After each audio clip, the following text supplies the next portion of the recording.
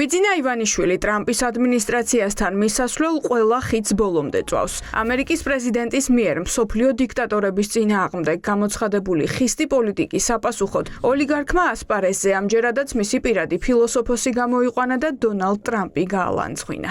ვინმე ისევ ფიქრობს, რომ ამერიკის შეერთებულ შტატებთან მეგობრობის გარეშე დავიღუპებით?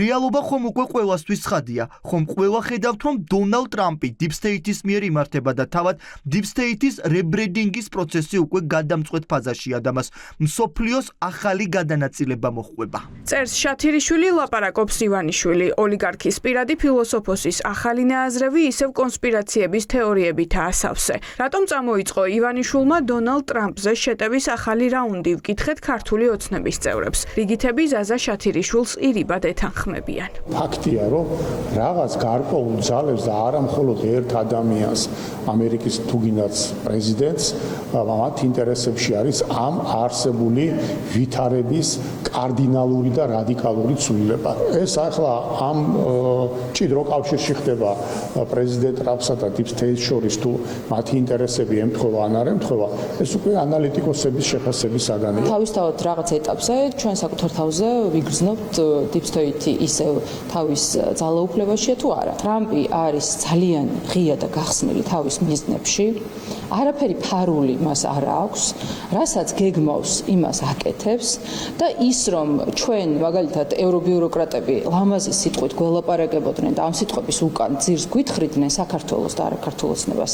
აი ზუსტად ეს არის კლასიკური დიპ სტეიტი. ოლიგარქს პრეტენზიები მხოლოდ ამერიკის პრეზიდენტთან არ აქვს. შათირიშვილის ახალი ნააზრევის მიხედვით ჩანს, რომ ბიძინა ივანიშვილს კითხვები პუტინის პოლიტიკურ სვლებზეც აქვს და აწუხებს, რომ კრემლის დამნაშავე დიქტატორი ახალ გეოპოლიტიკურ მოცემულობაში საკუთარ მოკავშირეებს არ იცავს. მაგალითად მოჰყავს ვიქტორ იანუკოვიჩის პოლიტიკური ბედი, ვენესუელელი დიქტატორის დატყვევება და აიათოლა ხამენეის ბუნდოვანი მომავალი, რაზეც პუტინი ხისტად არ რეაგირებს. რისი შეეშინდა ოლიგარქს. ბიძინა ივანიშვილი როგორც აღმოჩნდა და როგორც ჩვენ ვარაუდობდით და მე პირადად სულ ვამბობდი, რომ იგი ჭეშმარიტ იზოლაციაშია, აშხაბადის დოქტრინამ არ იმუშავა, იმ დათმობებზე ქართველი ხალხის საწინააღმდეგოდ რა დათმობებზე წავიდა ივანიშვილი და ჩვენი ეროვნული ინტერესები დააზიანა, ეს რუსეთისგან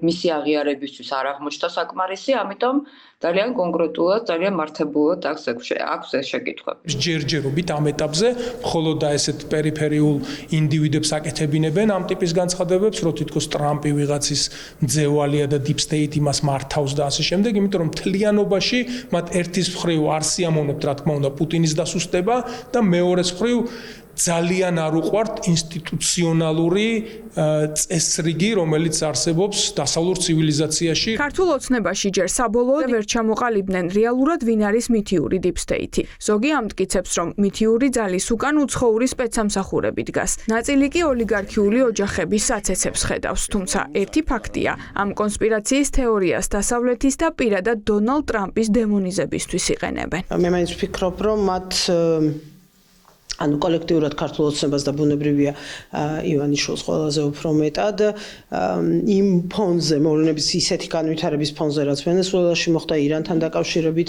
შექმნილი კრიზისი,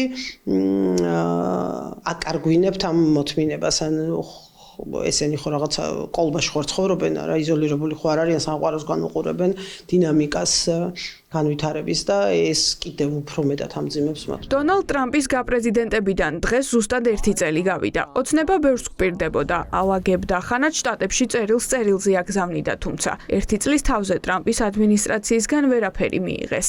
ივანიშვილი ისევ სანქცირებულია და საქართველოსთან სტრატეგიული პარტნიორობა ისევ განუსაზღვრელი ვადითაა შეჩერებული.